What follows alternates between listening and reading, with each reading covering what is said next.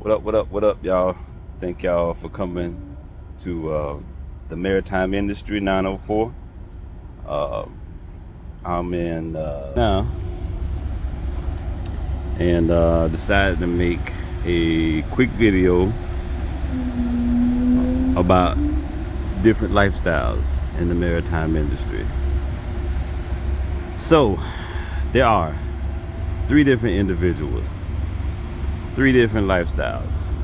These three different lifestyles and three individuals have to make decisions that is always going to be a different answer based off of their situation, right?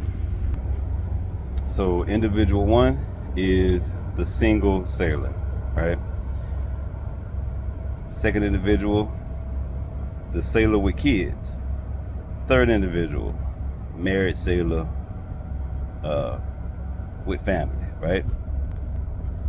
Now, in the industry, these men are going to operate and maneuver in different, like totally different fashions because they have to go off of their decisions that they make, whether they are engine, whether they work over, whether they make more money and work a lot, get uh, insurance, uh, all these factors, you know what I'm saying, play a key role in their decisions, right? So let's say, for instance, the single man can go after the high dollar, right? He can chase money. He can quit. He can walk off a job anytime he want to, right? Um, he's not really necessarily concerned with insurance. There's some things that he's not going to really look into because it doesn't really pertain to him, all right? Now, the man that has the kids, now he's going to base a lot of things off of insurance, right? Especially if he has kids that have special needs, that need braces, they need glasses, might have medical issues. Insurance is going to be a big thing for him. So where he can go like the single man and go get the high end dollar, the single man not going to really be worried about if the insurance is good or not, good or not, versus the man with the kids. The sailor with the kids is going to more than likely consider better insurance than the money, right? Because doctor bills are expensive as fuck, right? So the man with the sailor with the kids, he's going to say, if a job is paying 100% for the insurance, but they don't pay as much, right? He's going to be fine with taking a pay cut. It's going to suck. However, he's okay with making sure that his kids get 100%. He don't have to pay out of pocket when he go to the doctor, to the dentist. That's a great thing. You know what I'm saying? It kind of balance out where he's not making that kind of money, because if he making high end dollar and he's got to spend 1,500 every time he going to the, I'm giving an example. He's got to spend like 1,500 every time he going to the doctor's office. That's a big chunk of change on top of uh, the apartment slash mortgage. All the sailors got to ride big and fly fancy in all these fancy cars, right? So that's where the difference is. I hope I'm not losing y'all, but that's where the sailor with kids is more interested in the insurance versus the pay. Okay. Now you got the family man. Family man, he wants to like time is more important to him. Okay. So with that said, he looking to make money, and time at home is important to him. Insurance is good, you know what I'm saying? But like shit, for him, all across the board is what he needs. He needs that for his family, right? It ain't just him; it's for the family, right? Got to be there for the kids. Got to love on your wife. Got to, you know what I mean? And you got to provide a lifestyle, etc., etc. Now with him, he's got a whole lot of other factors to consider. He has to. Is his wife working? Does he want to invest? Do you want to invest in his wife? Do you want to invest in his kids? Do you want to invest in the stocks and etc., etc., etc.? 401k. You know what I'm saying? Now, all three individuals need to be looking into the investing part, investing 401k, all that stuff. All three parties need to, you know what I'm saying, look into that. Now, ladies, I didn't forget y'all, okay? Ladies, y'all definitely fall into these categories as well, okay? So excuse me for not mentioning y'all. I believe y'all apply as well. We're talking about lifestyle, not gender. So all parties need to be looking into investing in like a 401k, stocks and stuff like that, um, things of that nature, right? So with that said, when you are seeking advice, okay, about the maritime business, you need to be mindful of the source that you're getting this information from. Because if you are a sailor that has kids and you're asking a single sailor about the job and the lifestyle and what's going on in the maritime field, you're going to get the perspective of a single person, and then you're going to try to apply that into your lifestyle. It ain't going to fit. You're going to be slightly misinformed somewhere because the information he's telling you is coming from a single man's view, right?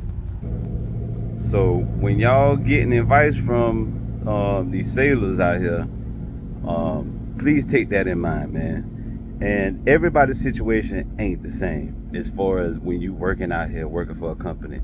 I'm gonna give you a perfect example. I'm on a ship right now where it's the pay is less. I'm working more. However, I'm seeking to get. I'm not even seeking. I'm going to get some endorsements that's going to traject my career for like my personal career and my personal life.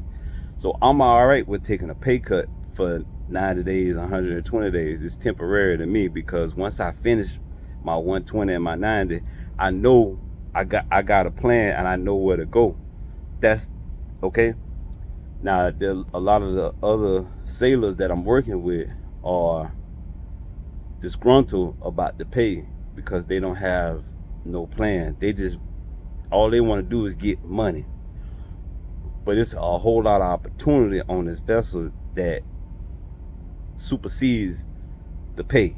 You know what I'm saying? So I'm trying to get my tankerman, right? I'm not even trying. I'm getting my tankerman. I'm getting hands-on training, which is gonna cost you about $1,000 on land, right? But I took this job because I'm still gonna get paid in 90 days. I don't even remember how long the tanker class is, but I'm getting hands-on training. This ain't just book, like I'm reading a book and we taking a test and I gotta. No, it's hands-on. I know, like right now I done got to the point where I know what everything is. I look at a piece of equipment, I know what that equipment is. And then once I'm done with this, I'm going to get I'm going, once I turn into the Coast Guard that I did 90 days, 120 days, and I get signed off on my loads and discharge this part of it. And if you got more questions about the tankerman thing, just drop a question in the comments and I'll go into more detail. I'll make a video on that. But once I submit my time, my sea time, and my letter of discharges and things of that nature to the Coast Guard gonna say, okay, Adrian is qualified to work on tankers. He is now a tankerman, PIC. PIC is person in charge. Now, I'm like right up under an officer. You know what I'm saying? I'm bigger than a bosun. It's up, right? So now I'm finna go to companies and tell them, yeah, I got training. I'm qualified. I'm trained to be able to take on petroleum, oil, fuel, jet fuel, all that. I know what a header is. Okay, I know what a header is. I know how to turn valves. Okay, I know how to open a valve. I know what that is. That's a mix master right there. All that. I know how to run that crane. Okay, so basically I told a company that's paying pretty good that you can entrust me with your equipment, and I won't tear it up, all that. In return, that company gonna say, we're gonna compensate you to do the job. to be a Tankerman PIC, okay? And that's how that works.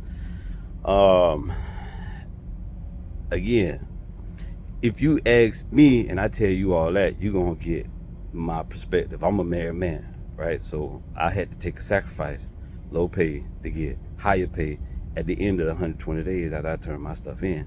Now, if you ask a single person that's on here, he gonna tell you all the bad stuff.